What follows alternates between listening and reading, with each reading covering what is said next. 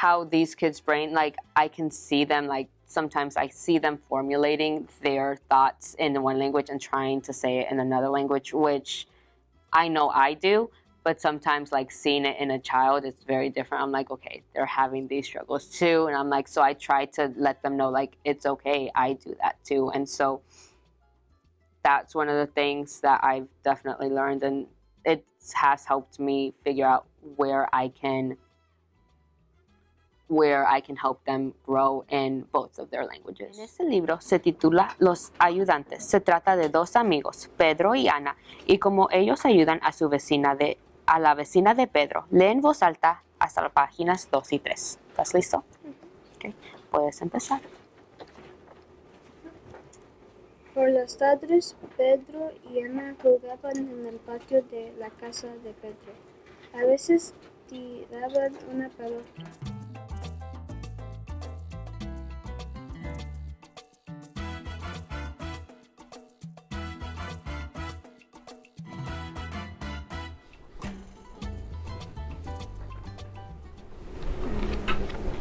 ¿Ya? Okay. ¿Qué pasó en este cuento? En este cuento,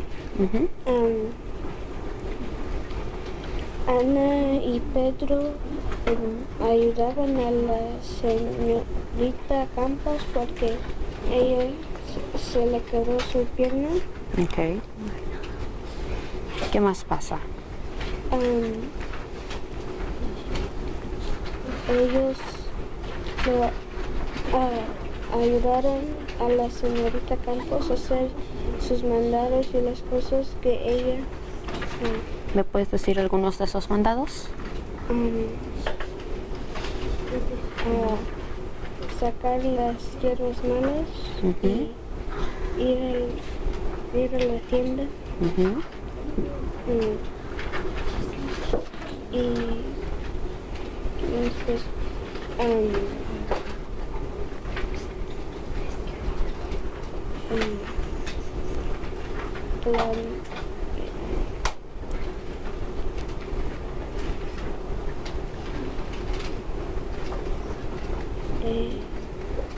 también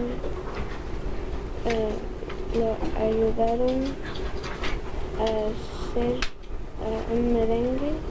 Okay.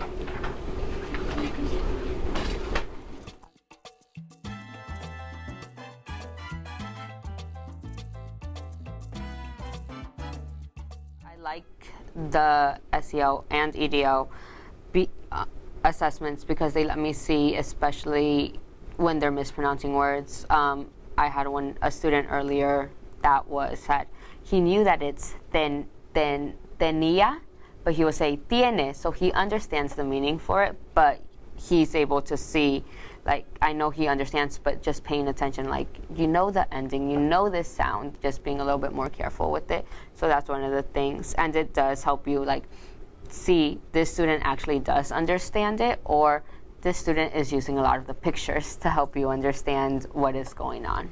If they understand it, then it's more of a like self-correct, and that's something I need to go back and teach, not necessarily it's an error, because they still understand what they're saying. It's not an exact error. So it's more of a visual kind of type error instead of a like mispronunciation or a syntax or something like that. I will make a note that says this is how it sounded, so I'll write what it sounded like. If they stressed something differently, then I'll put an accent where they stressed it a little bit more instead of what they were supposed to be saying. Sometimes after the assessment is over, I'll bring them back and tell them, do you hear the difference? And they're like, oh, okay. And they see, and one of the examples that I use a lot is like, well, especially in the writing, they forget for papa, you need an accent, or mom. I'm like, especially like, do you have a papa for your dad? And he's like, no. Okay, that one they can see it hits more close to home, so they're able to see the importance of actually using the accent. For the instruction, I'll bring them back to either small group, depending on if it's a group of students. If I see a lot of the students are doing it, I might address it there for everyone. So. when I actually start asking the questions, that after they finish reading, like how much did they actually understand at the end of it. So sometimes the actually going back and seeing what Miss Q, if it's the meaning, the syntax, or like a visual type of thing, I don't really do that until the end. That way you actually know, like, well, the comprehension was there, so it wasn't necessarily that it affected the meaning, it was more that it was affecting, like, what they were reading was just wrong. Usually, especially when they're first retelling me what the story is, it's a lot of just check marks, like what are they understanding. If they add something extra, I'll try to note that down. And sometimes it's, so the within the text questions are usually just check marks. But then when I get to the beyond the text or about the text, that's when I start writing more of my notes, because usually those are like, well, this is what they could say, but sometimes they'll have their own input, their own background knowledge that they'll put into that scenario. And so that's when I note it down. That way I understand. I can go back and read, this is what they understood from it versus what they're kind of trying to get at.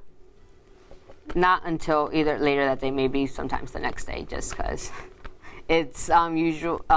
With the Spanish ones especially, they are a little bit longer. So if you're only testing one student at a time, then you have that time to just kind of do the MSV. But usually, sometimes I might test 1 or 2 kids, and so I'll get back the next day. If you have that break in between while they're reading independently, you can do it then, but if not, do it afterwards.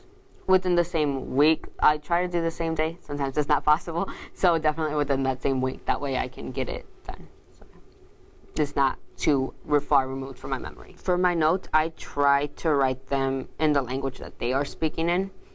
Sometimes my students will answer, even though I ask them the question in Spanish, they'll answer me in English, just a few parts of it, or sometimes in English. That way I can remember, like, I know that this is their strongest, and so later on, if I ask them in Spanish, they try to do a little bit in Spanish, but they need a little bit more practice, so I do accept the English, but I do let them know that later on I would like them to use a little bit more of the Spanish, and that way they can gain that confidence later on.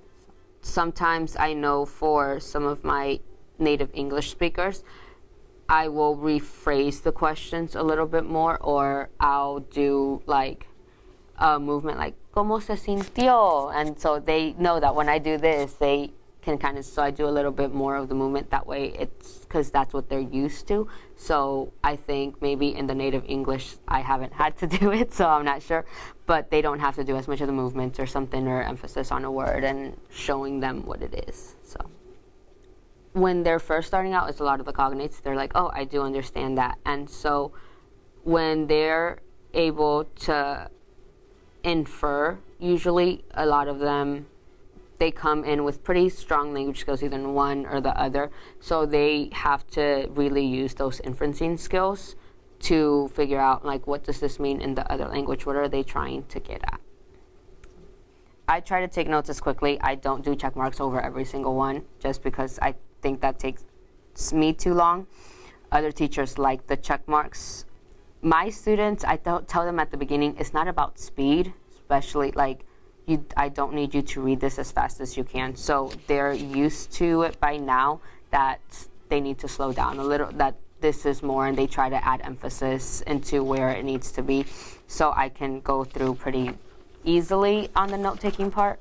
But then for the comprehension, I do, while they're reading, I do go through the notes, because it's been a while since I've either heard the story or not. So I went through the notes and I was like, okay, well, this is kind of what they're looking for. So go beforehand, have an idea of what the questions will be and what they're going to be asking.